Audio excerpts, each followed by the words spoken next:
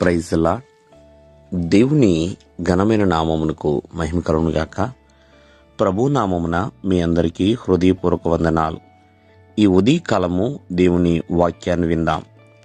ఆదికాండము 24వ అధ్యాయము 27వ వచనము.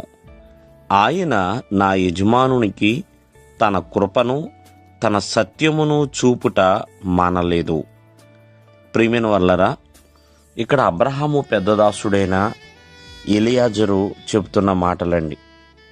ఒకసారి మనము జాగ్రత్తగా ఆలకిస్తే, అబ్రహాము తన పెద్దదాసుడి చేత ప్రమాణం చేయించుకుని తన కుమారుడైన ఇస్సాకుకి భార్యని వెతకటానికి పంపిస్తాడండి. దేవుడే తోడుగా ఉండి దేవుడే నడిపిస్తాడు అనే ఒక దృఢమైన నమ్మకంతో అబ్రహాము పంపిస్తాడు. నిజమే, రెబెకాను చూచినప్పుడు అబ్రహాము చక్కగా ఎంతగానో సంతోషిస్తాడు. రెబెకా ఎప్పుడైతే ఇస్సాకు దగ్గరికి వస్తుందో, నిజమే, ఎప్పుడు కూడా అబ్రహామును దేవుడు విడిచిపెట్టలేడు.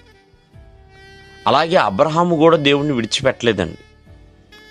ఇక్కడ కృప చూపుట మానలేదు అంటే అబ్రహాముకి దేవుడు కృప చూపుట మానలేదు.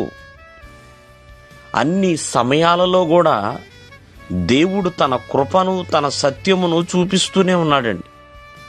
అబ్రహాముకి కావలసిన దీవెన ఇచ్చాడు, నడవలసిన మార్గములో నడిపించాడు, తన కుటుంబాన్ని ఆశీర్వదించాడు. ప్రియమైన వర్లారా, కారణము అబ్రహాము ఎల్లప్పుడూ కూడా దేవుని యందు నమ్మకస్తుడు కాబట్టి. దేవుని కృప నీపైన ఉండాలి అంటే కొన్ని పనులు చేయాలి. అబ్రహాము చేశాడండి. అబ్రహాము ఎల్లప్పుడూ కూడా దేవుని యందు నమ్మకము కలిగినవాడు, దేవుని యందు నిరీక్షణ కలిగినవాడు.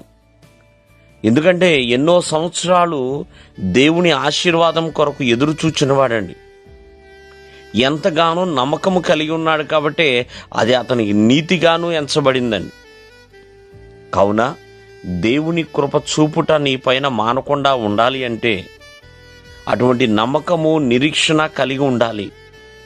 అంతేకాకుండా నిందారహితముగా తను జీవించాడు. దేవుని సన్నిధిలో నిందారహితముగా తను నడుచుకున్నాడండి. కావున ప్రతి ఒక్కరి ఎడల దేవుడు కృప చూపువాడు. దేవుని యొక్క వాగ్దానం సెలవిస్తుంది. ఎందుకంటే ఆయన కృపామయుడండి. అన్ని సమయాలలో కూడా దేవుని కృప విస్తరిస్తుంది.